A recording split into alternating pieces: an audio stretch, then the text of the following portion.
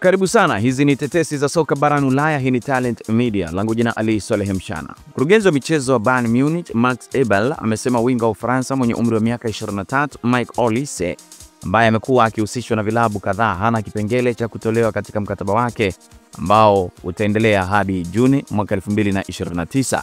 Lakini klabu ya Newcastle United wanatathmini uwezekano wa kumrejesha kiungo wa kati wa Uingereza Elliot Anderson mwenye umri wa miaka 22 kwenye klabu hiyo, na hii ni mara baada ya kumuuza kwa Nottingham Forest mwaka jana. Lakini klabu ya Manchester United bado wana nia ya kumsajili kiungo wa Ujerumani Angel Stiller mwenye umri wa miaka 24, lakini ada itakayotolewa na klabu ya Stuttgart kwa mchezaji huyo wa miaka 24 inatarajiwa kuwa zaidi ya euro milioni 50. Lakini klabu ya Liverpool nayo inafikiria kumsajili mshambuliaji wa Bournemouth na timu ya taifa ya Ghana Antoine Semenyo mwenye umri wa miaka 25 msimu wa uhamisho wa wachezaji Januari mwakani.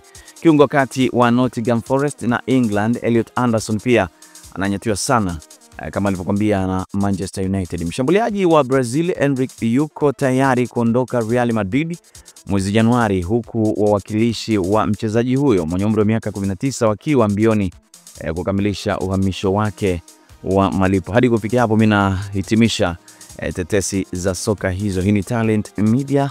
Langu jina Ali Swaleh Mshana. Bye bye.